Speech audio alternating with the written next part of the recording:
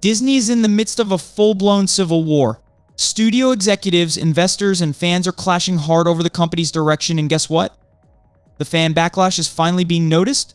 If you're new here, make sure to subscribe to the channel and hit that bell icon so you never miss an update. After years of failures, even Disney itself is divided on where to go from here. But here's where it gets crazy. Critical Drinker and Nerdrotic just obliterated Disney in a televised debate that left their reputation in tatters. This isn't just about box office numbers, it's about identity politics, poor writing, and a lost audience. The most alarming part? Drinker seems to grasp Disney's problems better than their own experts. Definitely a factor, but it's part of a much bigger picture that incorporates other issues like a general decline in storytelling quality, a prioritization of quantity over quality, and like delving too much into identity politics, which by their nature are divisive. Of course they are. And so all of those different factors working together have slowly undermined their creative output to the point where all of their major franchises are failing. Star Wars is kind of a disaster at the moment. The Marvel Cinematic Universe that used to be this money printing behemoth is churned out flop after flop in recent years, and even their own their own unique animation movies like Wish, Haunted Mansion flop, Pixar flops all over the place. Yes, exactly. All of those different aspects of their creative output have flopped, and they've got nowhere to go at this point. Clearly, something has to change. What they're doing is not working anymore. What were his knockout points? And what does this mean for the future of Disney? Let's dive into the highlights of this explosive debate. Trust me, you don't want to miss what's next. Disney is facing a full-scale internal conflict, with tensions boiling over between studio executives, investors, and an increasing number of frustrated fans. Following several high-profile failures, the company finds itself in chaos, unsure of how to move forward. This upheaval isn't just behind closed doors, it's a direct response to the mounting backlash from fans demanding a change in Disney's trajectory.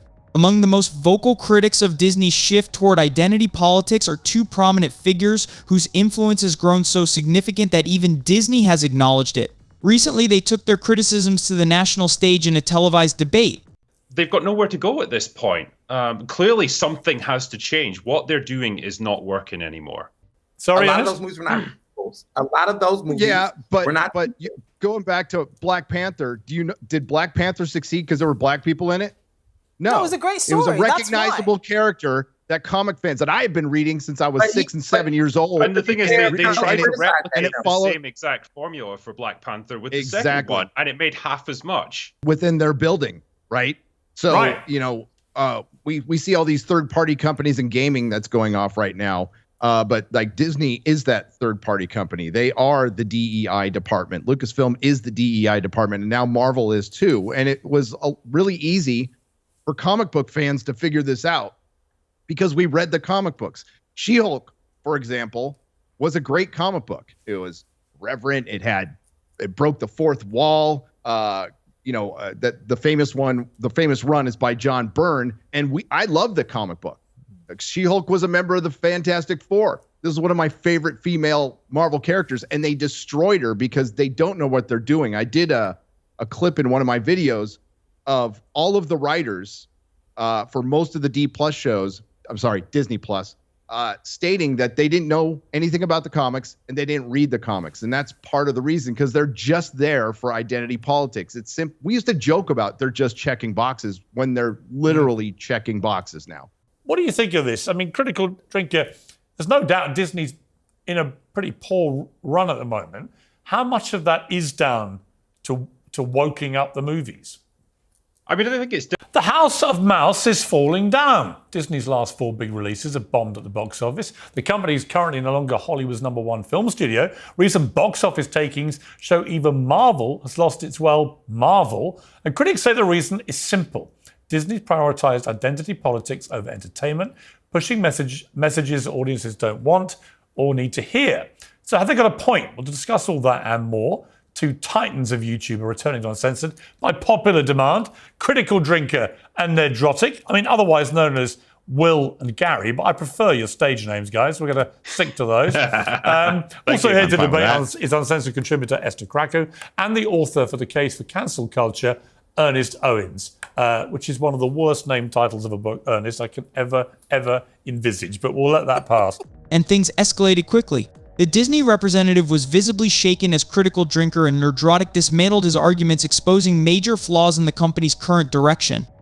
Moderated by Piers, the debate kicked off with a fiery introduction, only intensifying from there.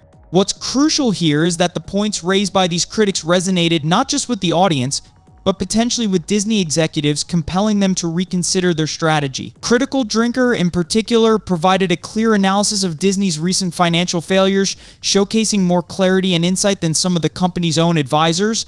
He pinpointed core issues: the decline in quality writing, overproduction of content, and an obsession with prioritizing identity politics over storytelling. Nerdrotic doubled down on this critique, highlighting how Disney's focus on hiring activists instead of skilled creators has resulted in a decline in the quality of their films and shows. Together, they presented a compelling case that could very well force Disney to rethink its future.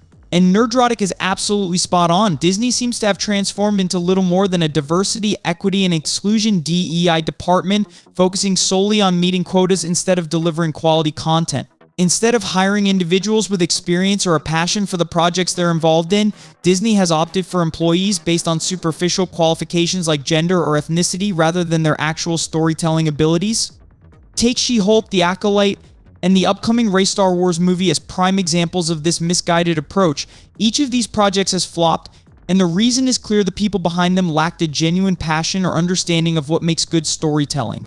Despite repeated failures, Disney seems unable to grasp the root of the problem. For years, creators have pointed out the same issues: the lack of quality writing, a relentless focus on quantity over quality, and Disney's obsession with pushing political agendas at the expense of genuine entertainment. Yet somehow Disney remains either too blind or too stubborn to recognize these core reasons behind its ongoing struggles. It's akin to the Disney rep in this debate. He simply couldn't admit that the company's focus on politics rather than storytelling has led to its downfall. Instead, he tried to argue that the real issue was something else. What's truly disingenuous here is his refusal to acknowledge the obvious. Sure, he mentioned that there's a lack of originality with too many sequels, prequels, and spin-offs, which is undeniably true.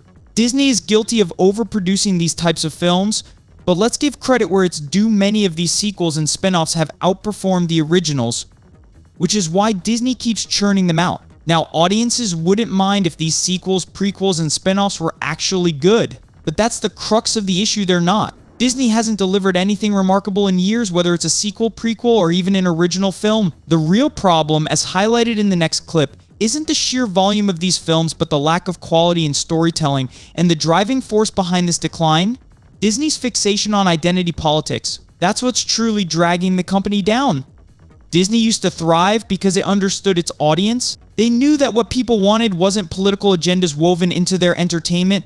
Audiences craved well-crafted stories, engaging characters, and shows or movies that respected their intelligence. However, over the years, Disney has lost touch with this fundamental understanding. Even in the wake of the overwhelming failure of the second Black Panther movie, which Disney itself praised for its increased representation and female lead, they failed to grasp the bigger picture. Despite the diversity and progressive elements, the movie still grossed half as much as the original. Why? Because representation alone doesn't sell a movie. Audiences want more than just a diverse cast, they want a great story. You could see the Disney representative's frustration grow throughout the debate. Every time his argument was dismantled, he lost ground. It's no wonder Critical Drinker pointed out how Marvel's announcement to make the MCU predominantly female marked the beginning of their decline. It's painfully clear that this strategy has backfired. Budgets are skyrocketing while profits continue to plummet. From the outset, Drinker recognized what Disney couldn't. Their strategy was doomed, and time has proven him right. What we've all been saying for years is finally sinking in at Disney, but it has taken an immense number of flops and constant fan outcry to get them there. Finally, it seems like the company is beginning to wake up. It may have taken them 5 long years, numerous failures, and countless voices hammering the point home, but the message is starting to resonate. The first sign of this shift was even mentioned in one of the discussions. It appears that Disney and Marvel have finally begun to listen to their critics by removing activists from their creative teams. Initially, this seemed hard to believe, but recent announcements regarding changes in the MCU have received surprisingly positive responses. Their 2 major films, Inside Out 2 and Deadpool Wolverine, have been wildly successful, primarily because they avoided pushing political agendas or controversial messaging. Instead, these movies focused on what audiences truly want: solid entertainment, free from unnecessary distractions. Interestingly, the team behind Inside Out 2 recently revealed something eye-opening. Disney actually blamed the failure of Lightyear on the inclusion of the controversial same-sex kiss, believing it alienated some viewers. Learning from that misstep, they reportedly instructed the animation team behind Inside Out 2 to tone down any notion of the main character, Riley, being portrayed as gay. This decision was clearly aimed at broadening the movie's appeal and avoiding the divisive backlash that plagued previous projects. And it seems this strategy paid off. Inside Out 2 has grossed over $1.6 billion, making it not only the highest-grossing animated film of all time, but also the top-earning movie of 2024. The success speaks for itself, and what's important to note here is that the studio didn't compromise the integrity of the story to push a political agenda. They remained true to the character, as Riley wasn't portrayed as gay in the first film, so making such a drastic change in the sequel would have felt forced and unnatural. Thankfully, Disney avoided that pitfall, and the movie's tremendous success clearly indicates that audiences respond better when films prioritize storytelling over messaging. What's even more telling is that this success will likely propel Disney further in the direction that many fans have been advocating for years.